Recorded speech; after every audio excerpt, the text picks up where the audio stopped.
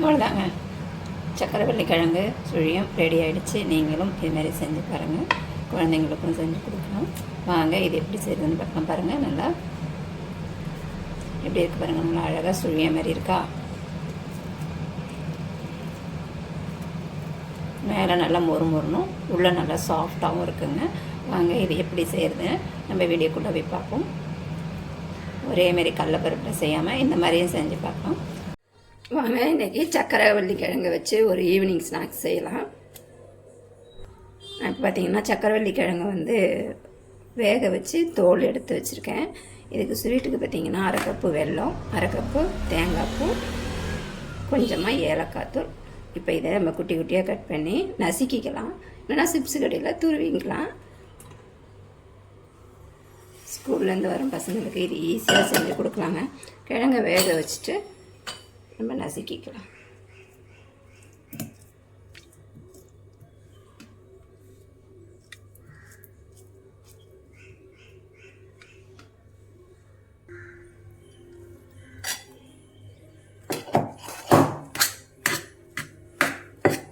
இந்த மாதிரி மத்து வச்சு நல்லா மசிச்சுக்கலாம், ஏன்னா கையால் கூட மசிச்சுக்கோங்க. இது கொஞ்சம் சுடுது, அதனால தான் நான் மத்தால் மசிச்சிட்ருக்கேன்.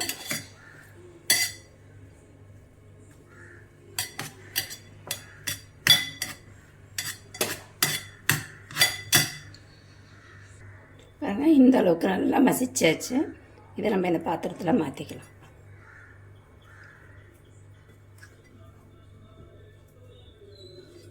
நம்ம இதே பாத்திரத்தில் பாவு காய்ச்சிக்கலாம்.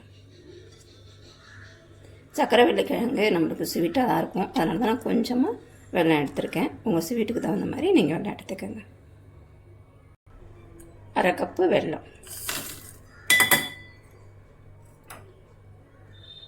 கொஞ்சமாக தண்ணி. இதை நம்ம நல்லா கரைச்சி எடுத்துக்கலாம். நம்ம அது கரையிறதுக்குள்ளே மைதா மாவு எடுத்து வச்சுருக்கேன். மைதா மாவில் கொஞ்சமாக உப்பு சேர்த்து இதை கரைச்சி வச்சுக்கணும்.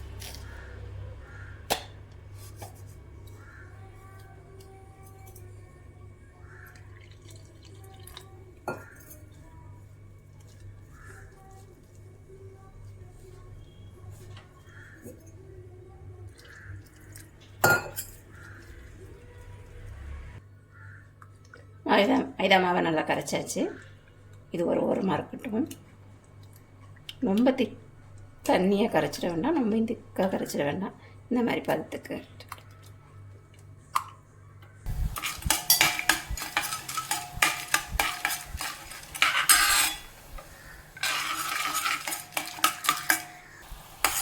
இப்போ வெல்லம் நல்லா கரைஞ்சிருச்சு. இதை இப்போ நம்ம வடிகட்டிக்கலாம்.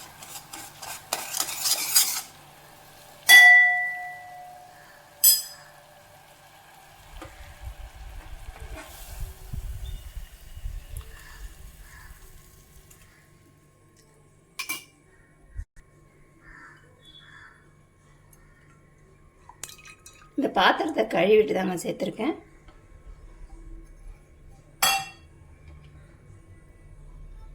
இது கூட ஏலக்காய் தூள்,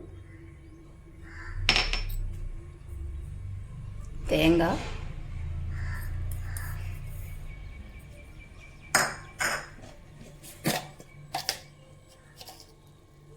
கொஞ்சமாக உப்பு.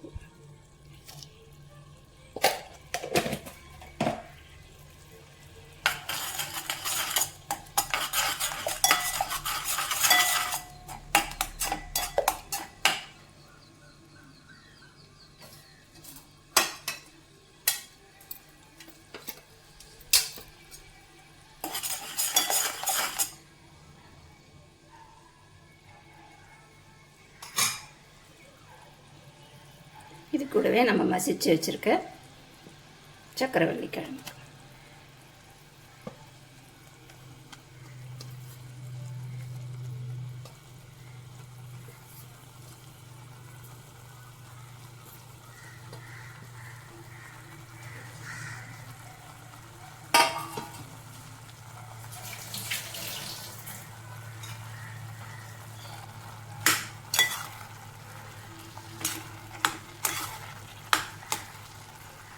தண்ணி ரொம்ப வச்சிடாதீங்க, குழ குழன்னு ஆயிடுச்சுன்னா நம்மளுக்கு உருண்டை பிடிக்க சரி வராது.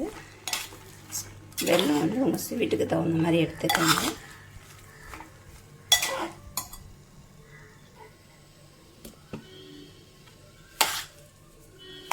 இது நல்லா கிளறி விட்டு ஆற வச்சு நம்ம உருண்டை பிடிச்சிக்கலாம். பாருங்கள் எவ்வளோ திக்காக இருக்குன்னு.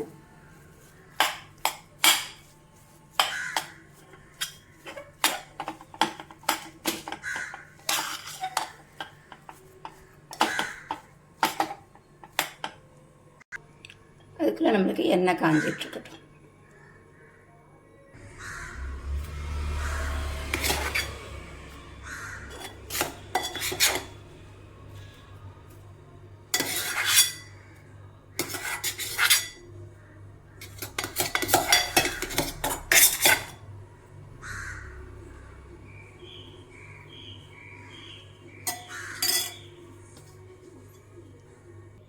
இந்த மாதிரி உருண்டை பிடிச்சிக்கலாம்.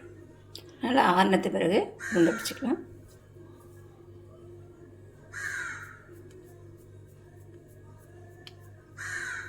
நம்ம கலந்து வச்சுருக்கோம் இல்லையா மைதா, இதில் உள்ளே போட்டு எண்ணெயில் போட்டு பொரிச்சு எடுக்கலாம்.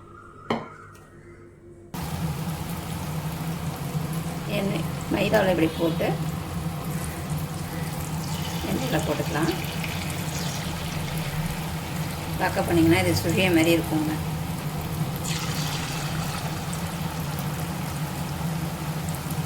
ஒரே மாதிரி கடலைப்பருப்பில் செய்யாமல் இதேமாரி சக்கரவள்ளி கிழங்கையும் செஞ்சு பார்க்கலாம். டேஸ்ட்டாக இருக்கும். ஸ்வீட்டு மட்டும் பார்த்து போட்டுக்கோங்க, ஏன்னா சக்கரவள்ளி கிழங்குல கொஞ்சம் ஸ்வீட் அதிகமாக இருக்கும். அவ்வளோதாங்க, திருப்பி போட்டாச்சு. நல்லா கலரும் மாதிரி வந்துடுச்சு. பார்த்திங்கன்னா இது குழந்தைங்களுக்கெலாம் பிடிச்ச மாதிரி நல்லா ஸ்வீட்டாக நல்லாயிருக்கும். இது ஈவினிங் குழந்தைங்களுக்கு ஸ்கூல் விட்டு வரும்போது செஞ்சு கொடுக்கலாம். பாருங்கள் சூப்பராக வந்துருக்கு.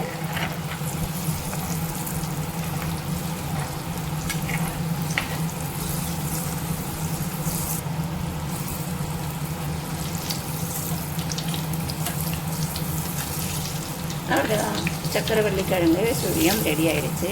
நீங்களும் இதேமாதிரி ட்ரை பண்ணி பாருங்கள். வீடியோ பிடிச்சிருந்தா லைக் பண்ணுங்கள், ஷேர் பண்ணுங்கள், கமெண்ட் பண்ணுங்கள். மறக்காமல் கலை கிச்சன் சேனலை சப்ஸ்கிரைப் பண்ணுங்கள். இன்னொரு வீடியோவை சந்திப்போம். டாடா பாய்.